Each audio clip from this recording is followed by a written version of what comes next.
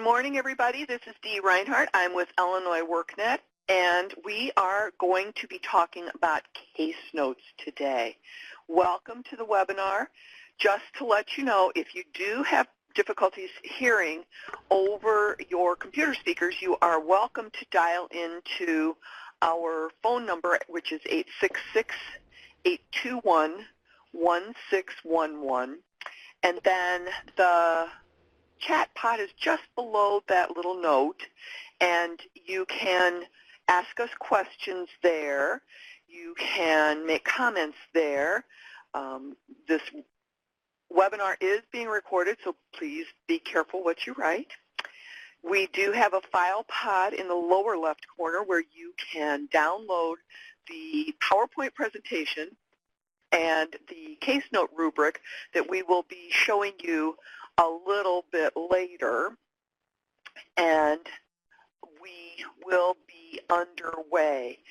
Bianca, if you have dialed in, if you can put the phone number that you dialed in from into the chat pod, I would appreciate it so I can open up your microphone.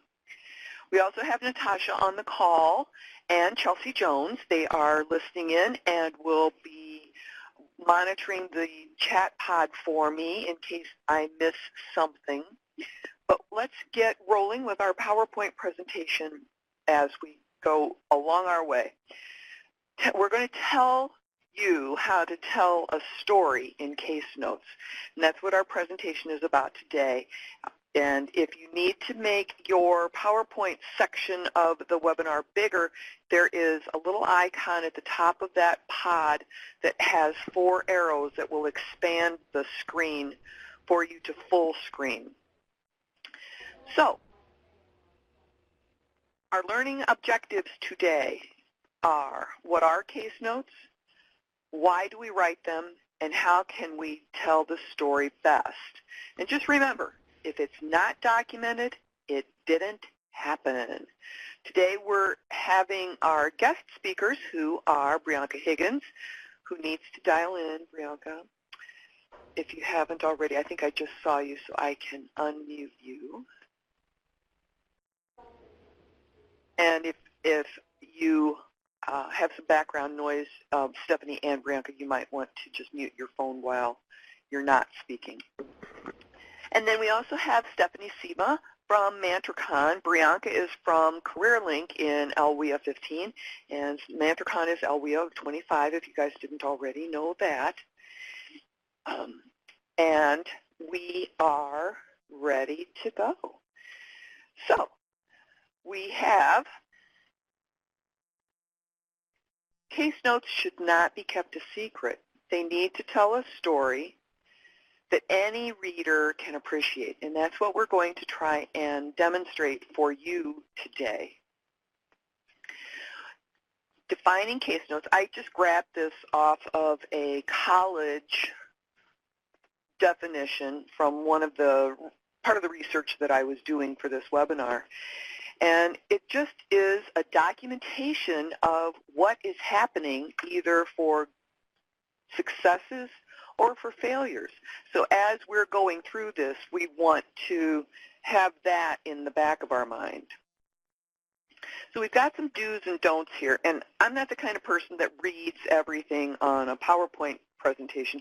I want to give you the information but talk about it so that we can understand a little bit better. So Stephanie, what do you think is the biggest do and the biggest don't? The biggest do, I would say, is to be concise. Make sure that when you're writing for someone else, meaning you want someone to be able to look at your case note and know exactly what you're talking about, who you're talking about, when it happened, whatever vital information you need. One of the don'ts would be all of us as adults in this tech age has gotten used to text messaging everyone. So sometimes we write our case notes as text messages, meaning we don't pay attention to punctuation, we don't pay attention to capitalization, so it looks like one long run-on sentence. So make sure that we remember that to proofread your case note more or less so it doesn't look like one big blur to somebody. So we have to remember we're not doing case notes for us to come back to. We're also doing case notes for individuals who are going to log in down the workNet or IWDS to read the case note, and they can understand exactly what you're trying to convey. So that's my biggest don't. I think that's a really good point, because one of the projects that I'm working with right now has had a lot of turnover between individuals, and there's a lot of people picking up cases along the way, and they need to know what's going on with that customer by the case notes because they weren't dealing with that person before. So case notes are incredibly important. Let's move on to the next slide. We're going to talk a little bit about clear and concise, and you mentioned concise already. So let's talk about what these two terms mean, Stephanie. Okay, I would say clear would be you're clarifying something to an individual. It's not a good case note if it needs to be improved. Meaning, like I said earlier, the reason you want to proofread is, yes, actually to see if you've got the correct punctuation or capitalization, and you've spelled something out for someone else who may be new to the organization or to the facility, and they don't know all. When you work for the state or you work for an individual company, we have tons of acronyms, and they could all mean different things. So make sure that when you're clear, you want to be able to convey the information to when you proofread it, you don't think it has to be improved. If somebody reads your case note and then they have to walk back to your office or call you on the phone or email you and say, you stated this. Who were you talking about, or what were you trying to – I don't understand what you're saying. If somebody has to ask you, then that's not a good case note. So make sure that you clarify something for a potential reader. Right. Let's show them an example. How about that? Okay. Good idea. So we've got these polling questions here, and we've got a example of a case note. So tell me, after you read this, is it acceptable, unacceptable, could it be better? And just click the button after you've read it.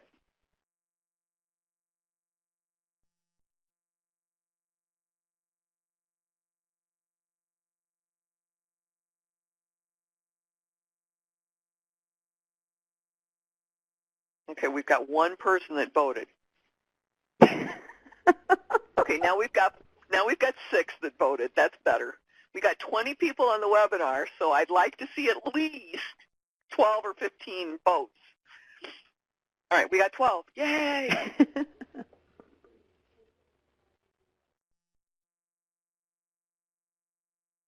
All right, we can, do you want to talk about this one? Me?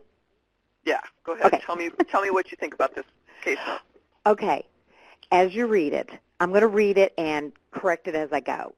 So, and if anybody has any questions, please feel free to pipe in because your input is as good as all of ours. We all learn from one another.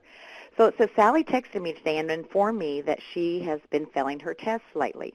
Okay, that's good because you possibly may want to have their career specialist know that Sally is definitely communicating with you and she is concerned. So that's fine. I know that Sally is goofy at times and loves to be the class clown. Absolutely. Who cares what your thoughts are? Don't put that in there. No one needs to know. You might be saying it pleasantly because you do like Sally, but that may not come across as that you like Sally. So leave that out. This may be why she has a hard time taking proper notes in class. That's not acceptable either because this is your opinion or your feeling. It's not factual. You don't know that. You don't know how if Sally is a what do I want to say? Is manual is learning or not? Yeah, how she learns. She may be more of a visual learner. She may be that she has to hear it. So it depends on how she learns. I informed Sally that I will set up her with tutoring. So that is good because that tells you that you're taking a step to help Sally. So that's good. So Sally texted me today and informed me that she's failing her tests. I informed Sally that I will set her up with tutoring, with a tutor soon. Okay, last one. I think Sally can be a bright student if she had, leave that out. So I only kept 2 sentences out of all that. Yeah. So it could be better or it could be a totally unacceptable one. So I agree with the way that the people polled on the questions. All right, we're going to hide this one. Let's move on with the presentation. Concise. Okay. Brevity is okay, but you got to put enough in there, right? Absolutely. Because just like Seth said a second ago, the one case note we just saw, he said it was too wordy. He's exactly right. Sometimes it depends on the situation. As long as you're being clear about something, it could look too wordy, but sometimes you have to get information across about maybe the student, where the situation took place, or maybe the time. Just like we could have put that we're going to set Sally up with a tutor, and you could have added maybe, I will be emailing a potential tutor in such and such time to get, maybe a little more information there, where it wouldn't have been too wordy, but everybody knows that you're actually following up. Right. Relevant is the key. Yes. Which takes us to the next slide that talks about useful and relevant. So tell me about what these pieces mean. Useful means stick to the facts, okay? You don't want to put, I guess you want to say, your thoughts, your opinions, or your feelings into a case note. And I have been the subject of doing that in a couple of my case notes because I want their career specialist to know, but there was no reason for me to put additional my feelings or thoughts or opinions into a case note. So you want to stick to your facts and make sure that stick to the facts, make sure it's not trustworthy, but it's truthful, okay? So it's just a professional way of conveying information. So make sure that it's useful information. And relevant, we have a couple of examples on the screen there, and it all boils down to no more opinions, right? Exactly. And relevant means keep it to that current situation, what you're trying to convey. Don't go off on a tangent of something else that happened last week or something that you see possibly happening in the future. Just keep it to that current situation. Right. Okay, then we have timely and identifiable.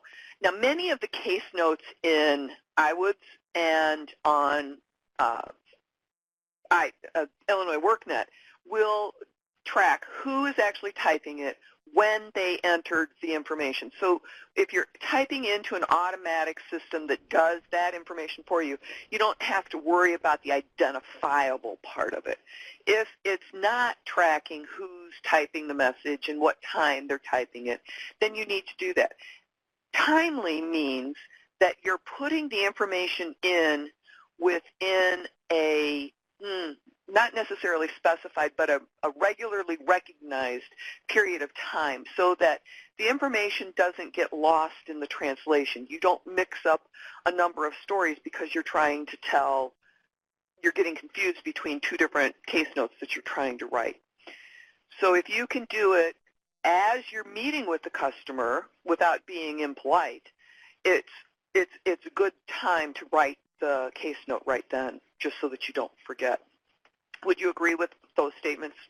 Yes, I would. And if you can't, if like you just said, if it is impolite, you're sitting there and you're typing, and that's not the proper situation to do this, sometimes I have reminding myself on a Post-it, okay, case note for such and such, and I put a couple bullets so I know, okay, I need to get this done sometime today or this week, and this is what I need to identify, because we all sleep after that, and then we get on to something else and we forget. So if you just want to put something in little bullets to remind you of what you need to address, perfect. I forget sometimes what I have for breakfast, so Oh. I know I got to write stuff down. My office is full of Post-its. Okay, so now a couple of other things that we need to talk about is the frequency and the audience.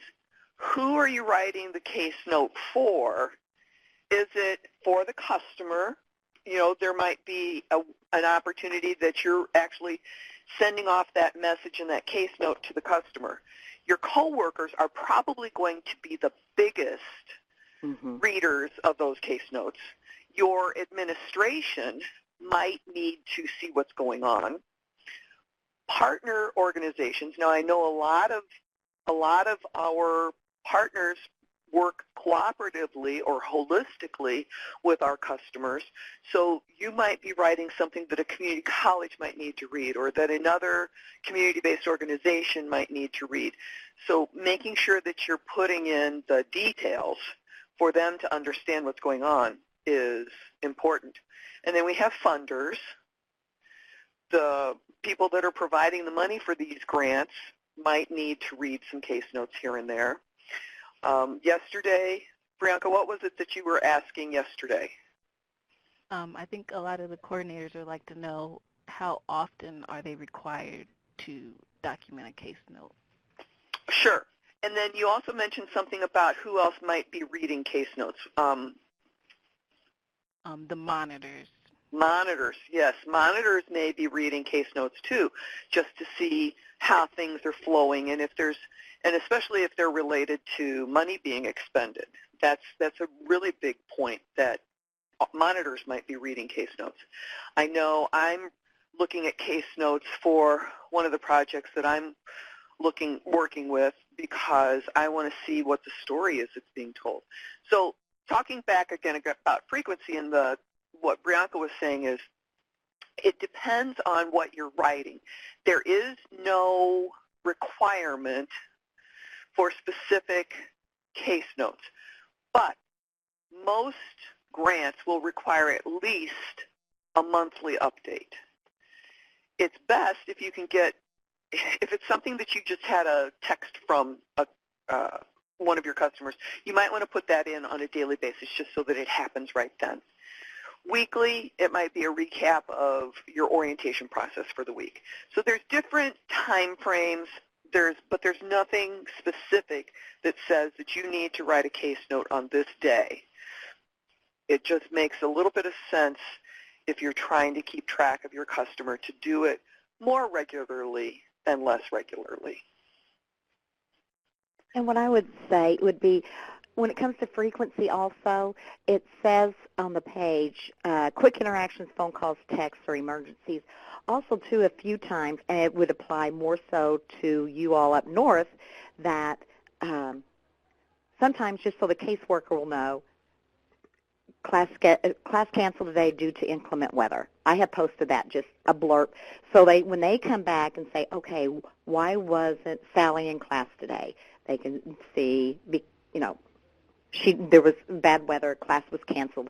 And also, too, some people will say, for us at Mantracon, maybe we were open, but my class is actually underneath a community college.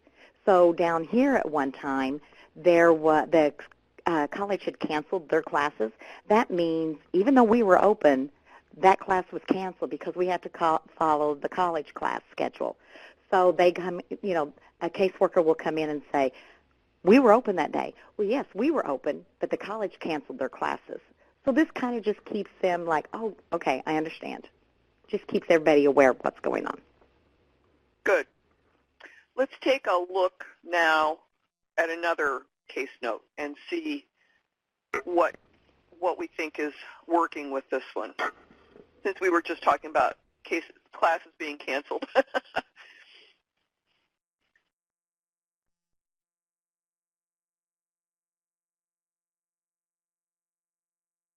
All right, again, we have 20 participants. I know it takes a little time to read some of these.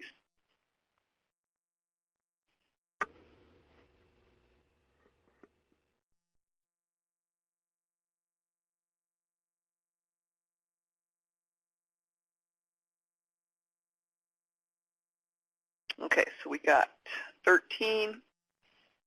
Give me two more people. 14. Come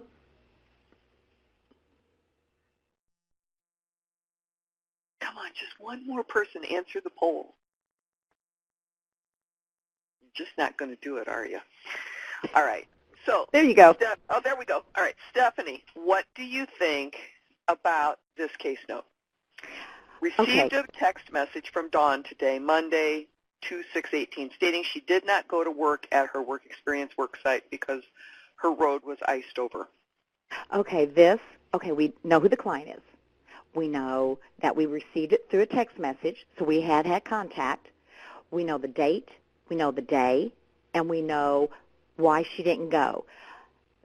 So to me, it could be acceptable the way that it is. But I see people saying that it could be better. So one thing we could do is put in there that Dawn also said that she did call the company and let them be aware that she wasn't going to be able to come in. That could be. But if somebody else sees something else where they think it could be better, please type it or let me know. Or let me know if you don't like my explanation. It could be that you replied back to Dawn and said, thank you for letting me know. That's true, too. Yes, perfect. And what's the next step? So, and we're going to talk about all of these now. So let's move on to our next slide where we want to talk about what really needs to go into a case note. I'm in marketing. To me, writing a case note is kind of like the way I would write a press release to send it to the newspapers or the magazines or the radio and television stations. I never know who's really going to be reading that press release, so I have to give them all the facts. I have to tell them who, what, when, where, why, how, and what next steps in a case note are especially relevant.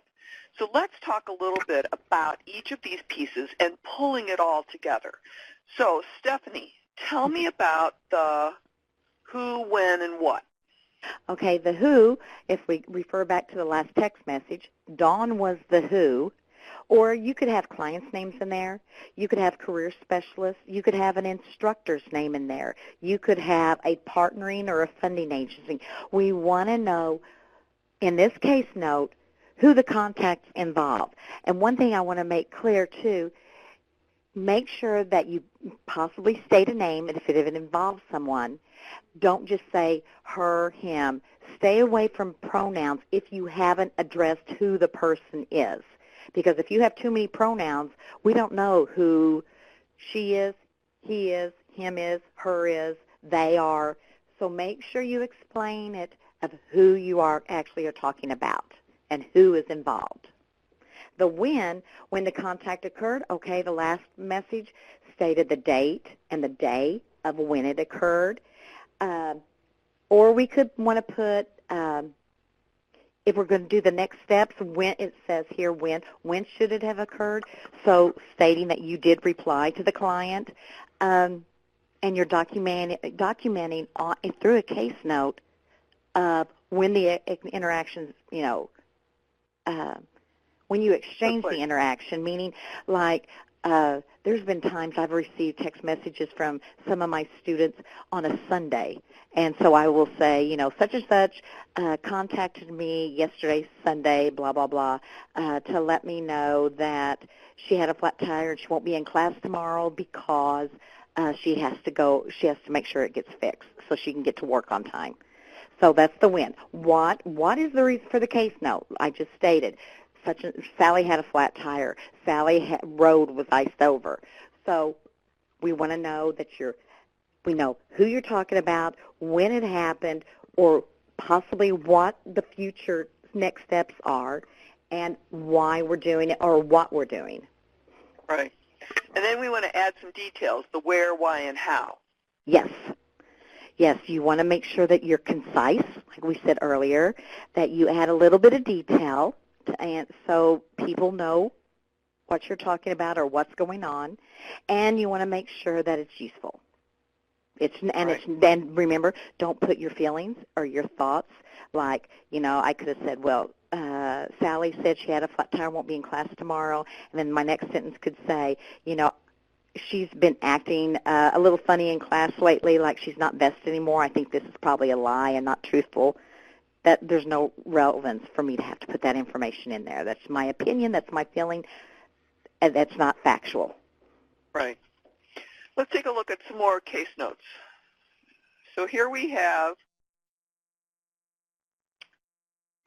Mr. Smith stated that, customer M. Smith stated that she has finished up all of her courses at CF and will be emailing me copies of the certifications she has obtained since her last visit with me.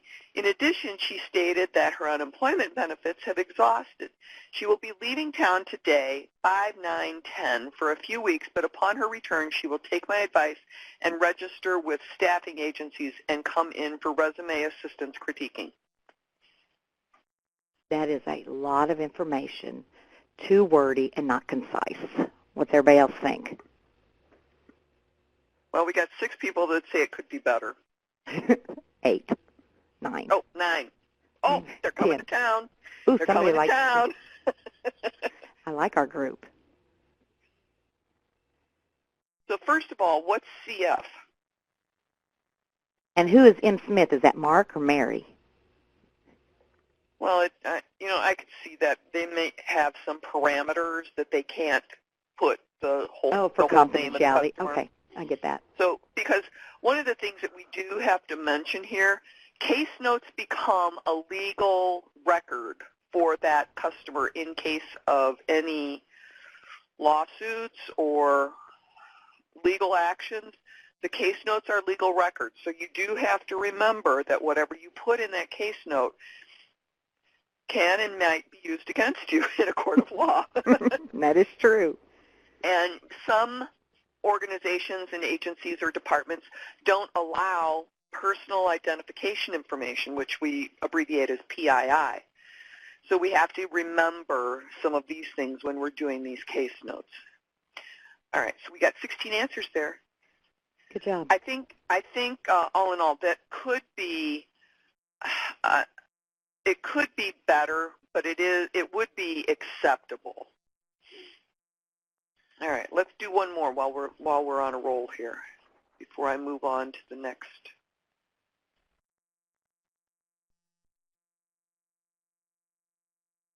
Okay.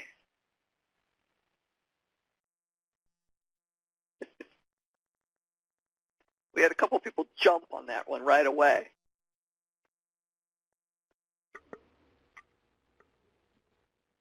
Customer called to say that he would not make his appointment.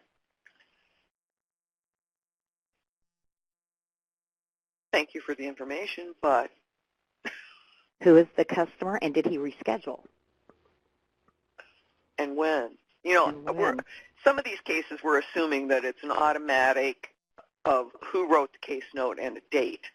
But yeah, there could be a little bit more information in there. Because you got to remember, when somebody's reading this, who are you talking about, and did you do anything? I mean, okay, fine, he's not making his appointment, but did he reschedule? And when did he reschedule for? Did he reschedule for tomorrow or 2 weeks from now? Right. All right, I know this might be just a little bit hard to read, but what I did here was I wrote 2 different case notes, and I highlighted in the case note where the pieces were. So the who, what, when, where, why, how, and next steps. So I'm not going to read through each of these, but I am going to tell you that both of these, for me, seem to be a good example of a case note because it addresses all of the pieces, including the next steps. So I know Stephanie and Brianka had a chance to review these. Do you think that do you both agree that these are good representations of case notes? Oh, yes, absolutely. Absolutely. Some might think the second one is wordy, but there was a lot of information in there. And so And it I was thought an it was really good. orientation.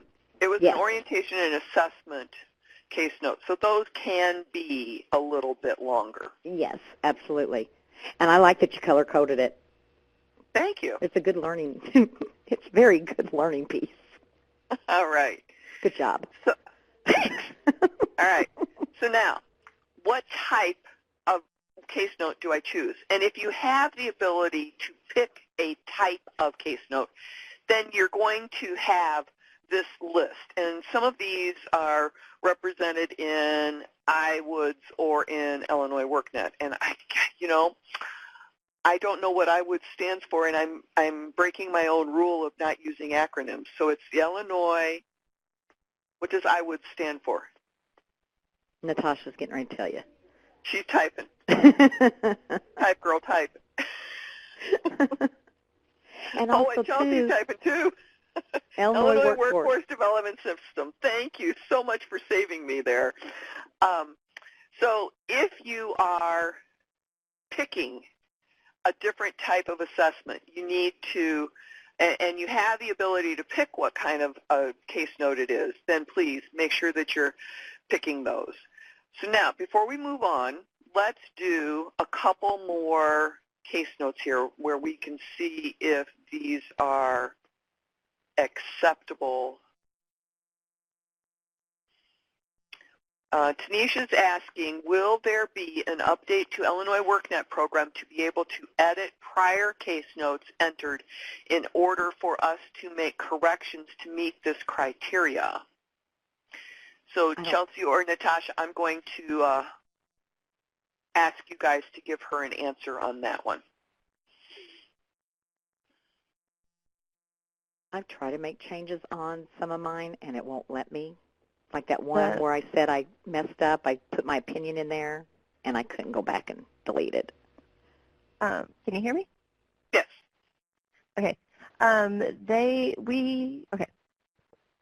With our Illinois WorkNet system, with the case notes, we sync with IWDS. So if you create a case note in IWDS, then it will update Illinois WorkNet, and you cannot edit that case note in Illinois WorkNet.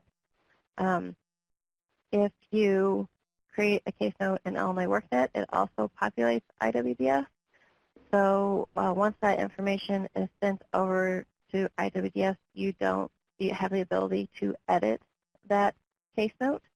So we do not allow you to edit case notes in Illinois WorkNet because we don't have the ability to, write over that case note that's in IWDS. So at this time, you cannot edit case notes that have already been sent. And at this point in time, I don't see that there's not a plan in the near future in order to do that, because we would need to be able to have access to edit case notes in IWDS as well.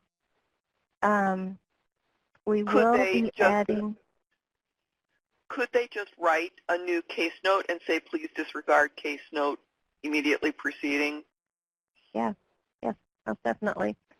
We will be adding a contact date to the case note. So whenever you create your case note, it'll default to whatever the current date is. So, we don't want to just add extra work for you to do something in order to do a case note. So it'll be populated with the current date, and then you can change it to add in contact dates if you're going back and adding case notes from previous days. All right. Tanisha likes that. She says, thanks. All right, so now we've got 9 answers here on this case note. Individual has obtained verified gainful employment with Aerotech as a loan officer for J.P. Chase Morgan. His dislocation was $17.30 an hour, and his current wage obtained is $18 an hour, which is 104% of his dislocation wage. Who's the individual? Well, yeah, and I'm kind of torn between acceptable and could be better. It depends on Is it on that customer's case file only? You know, there could be some more information there. But it reads wonderfully, except I don't know who you're talking about. Right. Right, and that could be some PII things. So we have to keep in mind whether or not they're able to put in that sort of information. Mm-hmm. So, okay, Yeah. let's look at one more. Let's pull this one over.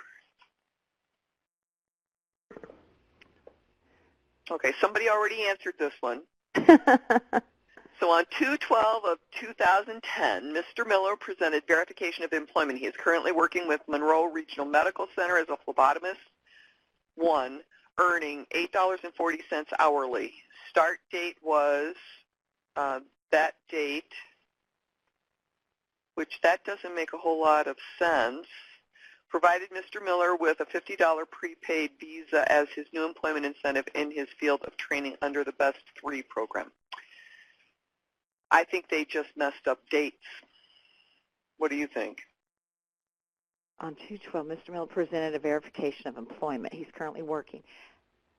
Well, I could say that he told you about it, but she's also putting in there that he started on January 2008. Yeah, so there's a boo-boo there. On two. I think she meant to put 2010, but because the 2-week verification would make sense. Yeah.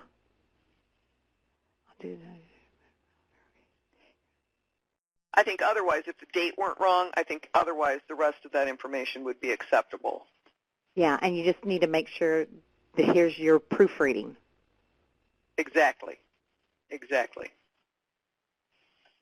Because it is a good one. It's just you needed to proofread. Right. All right, let's go on to the next slide. Useful and avoid. So remember what we talked about with the personal identifying information. We also need to remember that these case notes can be included in legal proceedings. So we need to make sure that we're using these the right way. So Stephanie, what would you say would be a couple of good useful words, and what would be the biggest ones to avoid, other than all of those? No, useful, definitely assisted, recommended, discussed, anything that sounds professional, encouraged, because all of us are working with at-risk youth, so we encourage them. So avoid, I would say, delusional, hysterical, I don't know if we should put suicidal in there, because if you state suicidal, that means you have to take action too. You're under legal obligation to call. If you feel they're suicidal, you have to make him, So I don't know about that one. Impulsive, well, that's just me right then and there being described. So all of those words are pretty bad, but you can tell which ones you shouldn't probably use. Right. Let's do our last 2 case note things. So we've got customer will be attending a 16-hour CEUs for certified CNAs. The program is designed to increase skills and understanding related to end-of-life care and communication. Upon successful completion of the 3-day classes, the customer will receive a certificate.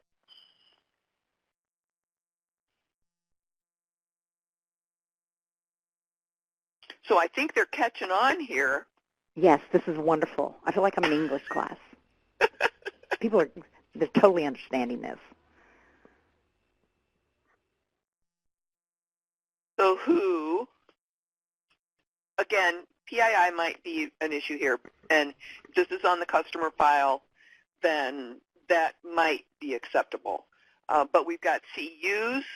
What's CEUs?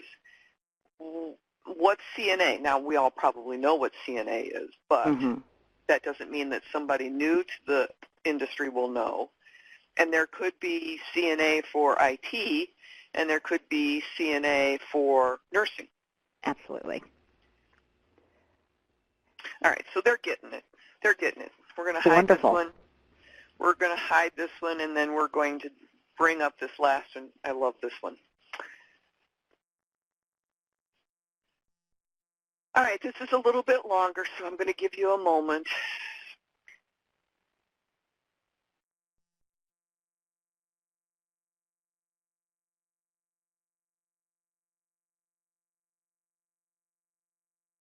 All right, I'm going to read it. John came by the office today wanting to inform me he thinks Billy got Janice pregnant. Janice is not a student in the class, but Billy is a student. John also stated that Billy was caught selling marijuana over the weekend. I feel I should talk to Billy and see if Janice is pregnant and if he needs helping finding a doctor. I also need to find out if he was arrested for selling marijuana over the weekend.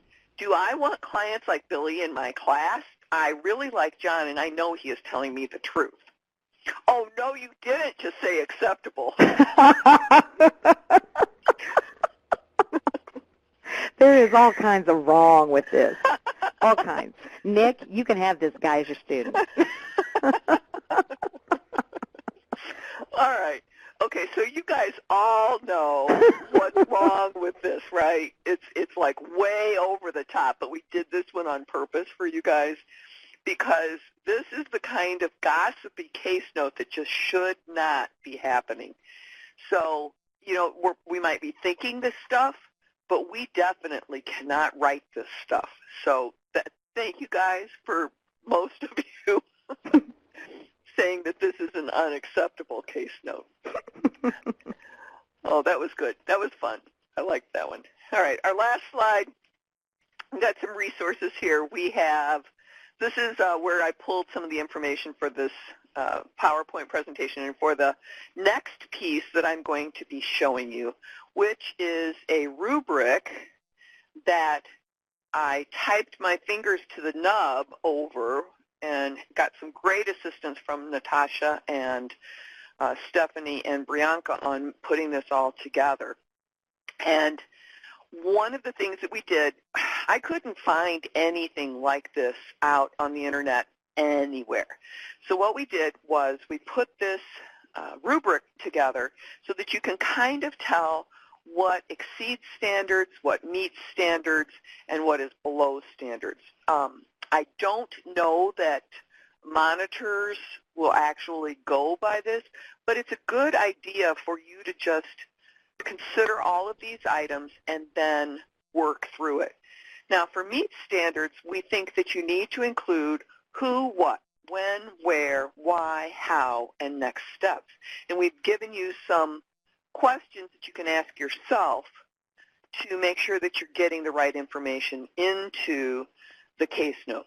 If it's below standards, we have some things. There's no associated case notes for whatever section we're looking at. Detail does not answer the information to meet standards in case note. Opinions, not facts, are expressed. It includes unnecessary background information not relevant to the case at hand. Acronym used but not defined. Or slang, street language, cliches, or jargon is used. And then if you're exceeding standards, you're doing it within a prescribed amount of time so that it stays very timely and very relevant. You're including a plan for any referrals to outside services. Now, this is specific to assessment or background. You've also included some time frames. You have a location of where results are uploaded or stored. And then case notes in Illinois WorkNet are used to communicate with partners or the customer. So each of these sections has definitions just like that first section that we talked about. In the referral, we talk about an initial referral or we talk about a referral follow-up. We have some information here for whether you're picking career services, individual employment plan, I-STEP, or an individual service strategy. We also talk about training services if that's not included in those previous items. What happens with employment? What happens with a monthly contact? These two are probably your biggest ones, I would say, besides the initial case notes that you're writing.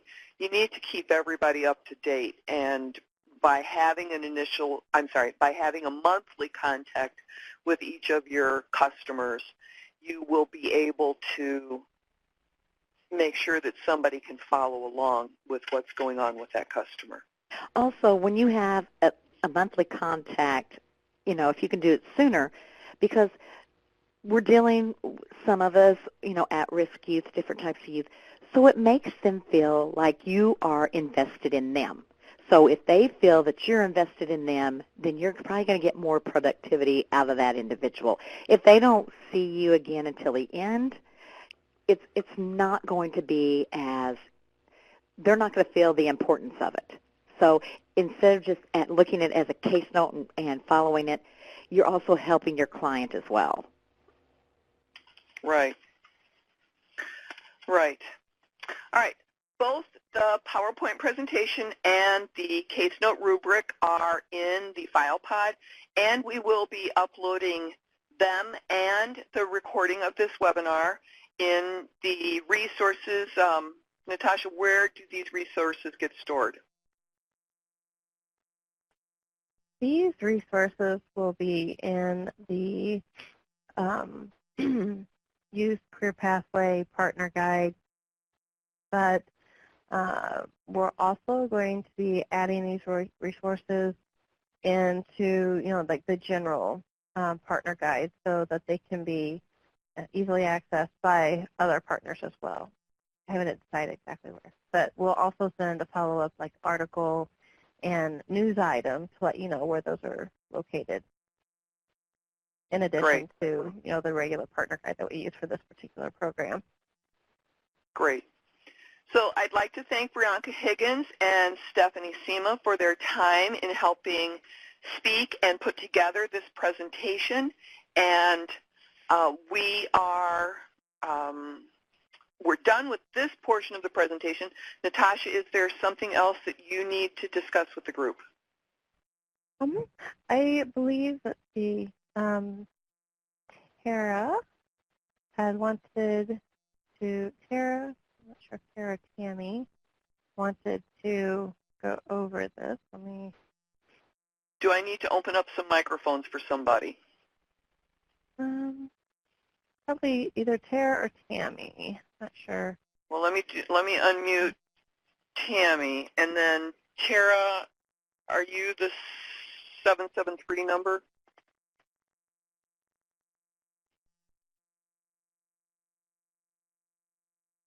I see it. Okay, all right. Okay, both Tara and Tammy should be able to talk right now. Let me mute Tara, I'll let you take this one. Turn off your computer speakers. Yeah, I did. So everyone, I just wanted to I put a quick note in the on the left-hand chat box. So just this is for every Wednesday. I know some people are doing it, some people aren't. Just so we know what agencies you're with, when you log in, just go ahead and put your name and then whatever agency. So like Dawn did it today, Stephanie, Seth, MyFairs. So we just need everyone to do that so we know what agencies you guys are from. So like I said, first name and then agency name.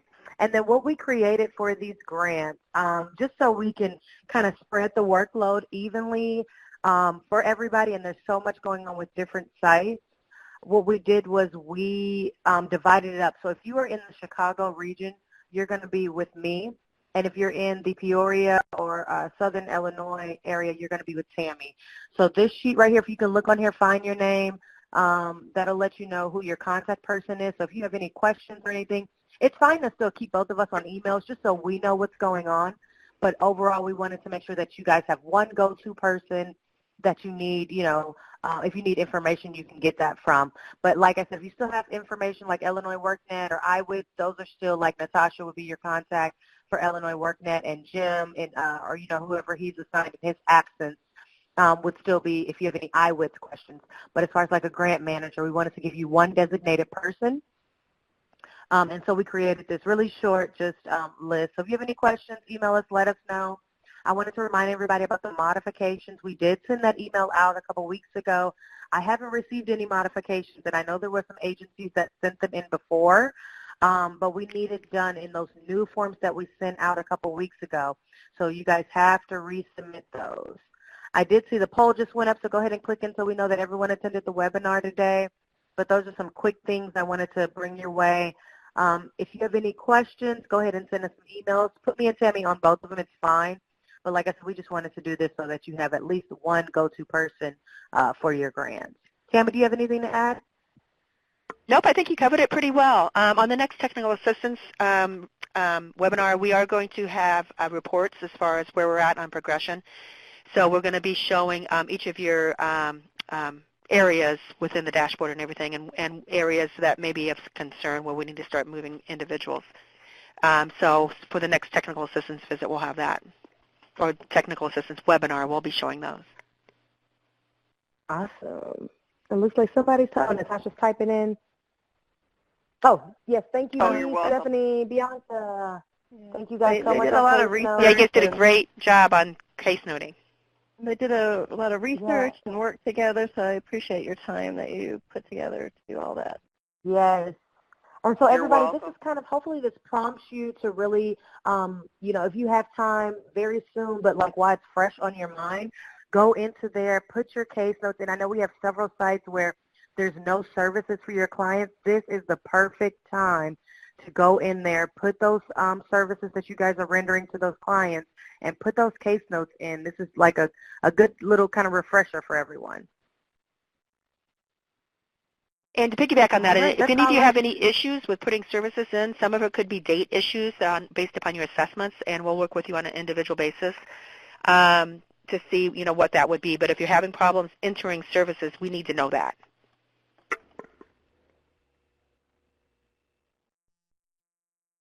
Okay. I am checking. Alexandra from Prairie State, are you still on?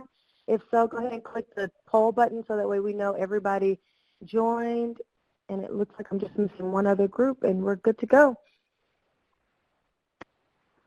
All right, everyone. Thank you for your time. I really appreciate it. Happy Valentine's Day. Happy Valentine's Day. Thank you.